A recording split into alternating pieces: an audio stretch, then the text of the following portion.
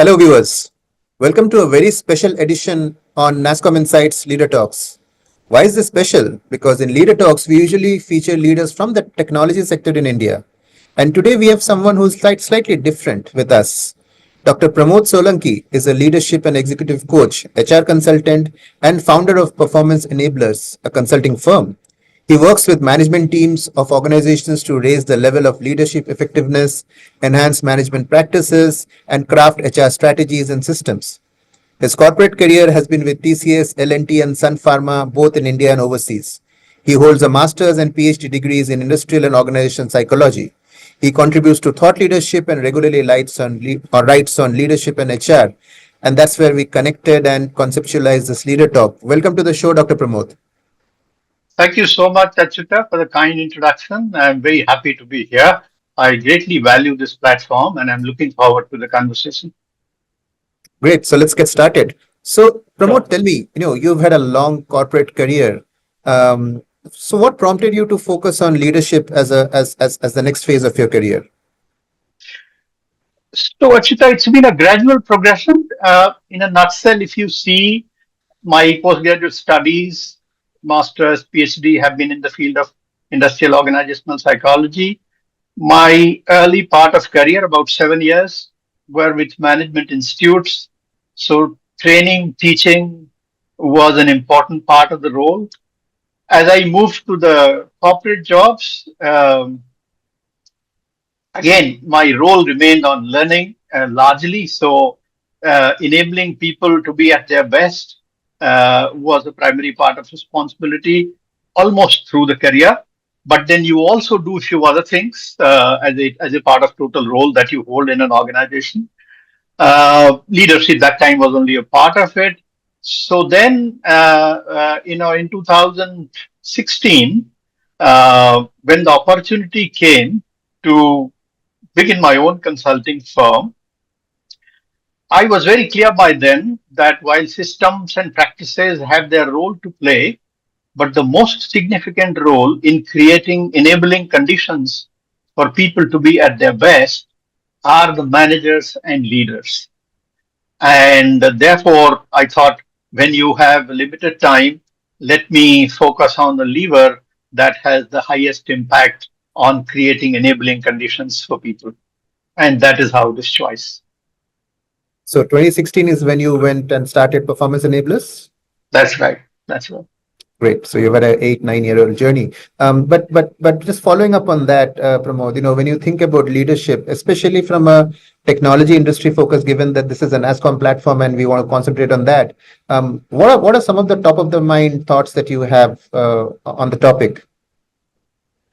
So thank you for asking me this because incidentally, my initial 7 years were with business schools. My first job was with an IT sector firm and none other than Tata Consultancy Services. Mhm. And those were early days for IT industry. And I must say that we were blessed to have people who have laid the foundation for IT industry in India. And I had the privilege of watching them work from close quarters during my, incidentally in the TCS, my role was to build soft skills and managerial skills even then, way back 30 years ago. And the way the likes of Mr. Kohli, Mr. Ramadurai, Dr. Nirmal Jain, who was overseeing the corporate training group, where I was part of, the way they strategized for IT industry, the way they envisioned how IT industry can grow is something I have greatly admired. And today, if India is in the forefront of nations, is a dominant force, in any industry sector in India, I have to say that it goes to the credit of those visionary leaders who saw the opportunities from offshore coding to, I remember 1994 in the corridors of Air India building in TCS, the conversation would be that, it's about time we should start moving towards project management because these Chinese are getting into coding and their costing we will not be able to match. And sure enough, a very major attempt at building project management capabilities started when the need for taking more people was there.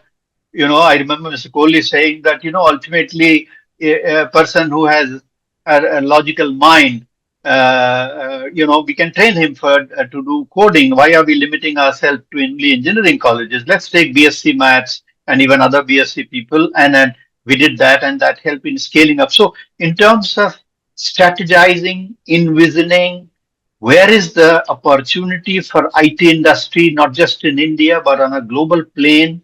I think IT industry was given a head start by the kind of leadership we had, really. And I must say, at least at that level, that strength of being able to envision and strategize and seize the opportunities, go after it, has continued even till this day. And right, Pramod, and you're lucky to have worked with that generation. And I think sometime during that time when Nasscom started to project or predict the industry, we kind of said that the industry will go 10x in 10 years, 10 times in 10 years, and people did not believe, but we actually did that. So Yes, I think, and it's all due to that, that forward thinking, forward looking leadership that was there at that time. that's right. Um, That's right. Thank you for mentioning that as one of your inspirations. And I'm sorry to interject, Yes, Achyuta, but I must not miss mentioning that the kind of space that NASCOM has come to occupy, the way it has influenced IT industry leaders, the government, the professionals at large, is not something that any industry body can easily match. So, my salute to people who laid the foundation for this body called NASCOM, and likes of you who have continued this legacy all the way, till date and going forward. thank you. So Pramod, while there may be some common themes when it comes to leadership, it's often not homogeneous, right? I mean, for different levels of people, you need different leadership criteria, skills. It's defined differently if you look at a CXO level as compared to, say, an operational level. So, can you elaborate a bit, and especially from a large enterprise, small and medium enterprise, SMB, or large enterprise kind of a look? And we may discuss startups later on, but Right. how does it look like? So, thank you for asking, because it is an important aspect and something that we must apply our mind to. So if you look at the CEO, CXO levels, like I said earlier, we clearly continue to enjoy the benefit of being able to envision the future trends, seize those opportunities, strategize for it, strength of execution and agility. All those advantages continue when we look at the highest level, CEO, and to some extent even at CXO levels. Uh, but when you come a level below, let us say if you broadly look at SBU heads, or you look at sector heads, practice managers, transport sector, healthcare sector, different organizations have different ways of structuring it. And even below, you find that while they carry strength in execution, strength in delivery, strength in P&L management, surely. So operationally, I would think they carry a major strength. But somewhere, the little time, at least a part of a time and effort that should also go in building the robust leadership pipeline, the next line, the middle manager, the first line managers who have to oversee a very large part of the workforce on a day-to-day basis. My sense, and that's what reports also tell us, that we can do better if we pay, a systematic attention to building a second line and third line. There are various options available today. The science and art of leadership development, managerial effectiveness development has evolved very significantly. And if we pay little more attention to this side, I think, with the strength combined that I earlier spoke about, we will have a leadership that will be difficult to match. So that's an area of opportunity where I think we can pay a little more attention. How does it translate for startups? I mean, they are a different breed of organizations, right? Technology startups. They probably, do you feel they require a different form of leadership, or is it similar to what you just described? So, in the past, startups have had strategic as well as operational part completely centralized, and I'm talking the Mhm. management part of it, completely centralized at the founder level or owner level, whatever way you call them. So, in that sense, the space for even senior managers to demonstrate, any significant role in terms of strategic ability and all was somewhat limited. Um, the little bit that I see based on my own experience of working with the clients and the reports that you read, you see a positive trend of distributed leadership. I myself have seen that transition in many of my own clients, that the owner promoters have begun to onboard or share, if I may say, the responsibility of strategic inputs, providing strategic leadership in different sectors, etc. It could be more, but I think the direction that you see is very clearly along the lines of large enterprises where the senior managers and different cadres should have a space to manage the workforce, both in terms of operations and to the extent operating strategy than what we saw in the past. So still there is a difference. Different organizations, different startups will be at different levels. But I think the direction that you are seeing is very much along the lines of distributed leadership and professional managers managing more and more of the operations. Sure. I think that's what we have seen, that, typically the shift from being founder led and founder driven to Right. more executive led. I think that's a sign of maturity. And once the startups gets bigger, I think that's the shift that most companies have seen. That's right. From a leader perspective, what are strengths and challenges that you see within India and industries, right? I mean, do you see specific strengths that Indian leaders have? Do you see specific challenges that we kind of embody? What's your take on this, Pramod? So, Achyuta, if you look at leadership across the board, like I said, IT industry has had some distinct advantage early on in terms of the kind of people they had.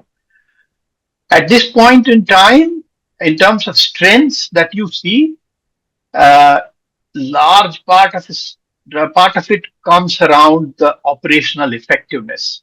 I think the ability to decide fast on operational matters and execute even when there is an uncertainty around is an area that comes out as a major strength in reports after reports. Your own experience, tell you this trend across the board.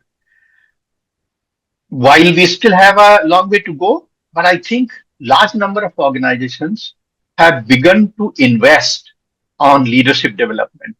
Emerging leaders, second line, that trend you see more and more of it. I mean, we could do a better job, like I say, in many of those areas, but at least the realization is there that it serves the purpose of business if we have a robust leadership pipeline. And so these two areas I would see as positives on the leadership across the board. When I say we still have, I think, a lot of work to do. Uh, Frankly, the reports tell us that leadership burnout is at a fairly high level. Uh, I don't want to start quoting percentages here, but good number of leaders feel stressed. Some of them saying that whether it's worth living with that kind of stress. And in terms of because they're so consumed in operations, and that's why I say there is an opportunity to do a few things much better. They're so consumed in operations that their role and capability and contribution to build the organization for the future, to seize the opportunities, or if I may say, strategic responsibilities of leadership, those sometimes don't get adequate attention. So, that I would think is an area that needs some balancing. Like I said, investment and efforts are on. I'm hopeful that we will get much better in those areas as well. Clients, Pramod, right? And they all want some outcomes. What's your philosophy on leadership development, and what kind of outcomes do you see your clients asking for in your engagements? So, if you ask my personal philosophy, I have a very radical view on this, which is that something that will echo what some of these success stories have. It is leaders who build leaders, and leadership happens on the job. So that's the foundation on which, if we build our leadership, our leadership investment efforts and attention, I think we will have much better results. To elaborate it a little bit, there is an element of action when you want to develop leaders. There is an element of reflection when you want to develop leaders. And then, of course, a renewal and a new learning is a part of it. Action part of learning happens on the job. Unless your manager, your departmental head, or your senior folks don't keep in mind what would be the next stretch assignment for this person, and they push you there, your capability is not going to go to the next level. If the thinking at senior levels is that he's doing a good job, let us not move him anywhere, let him keep doing it, then you will do a good job on the current role. Organization will be happy, but then you are coming in the way of building a leadership pipeline and ensuring that that person goes to the next level of leadership competence. So we need all the three. We need action, where managers, leaders will have a significant role. We have reflection, where mentoring, coaching, peer interaction, learning, peer learning have a role. And then, of course, there is a formal part of it.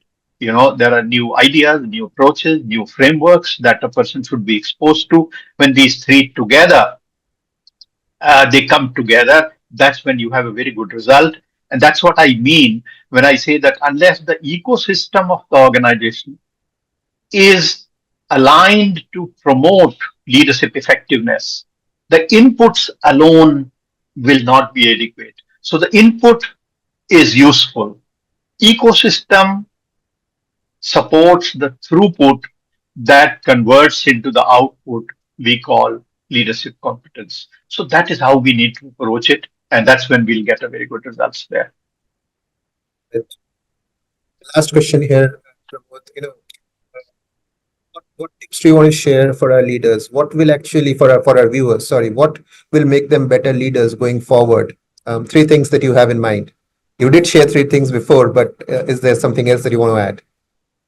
Yeah, so let me highlight the three of the important things. Well, some of them will be common, but I think they need to be emphasized. One thing, and for me, I think leadership mindset is a lot more important than the skill set. Skill set will quickly follow if we have a right mindset.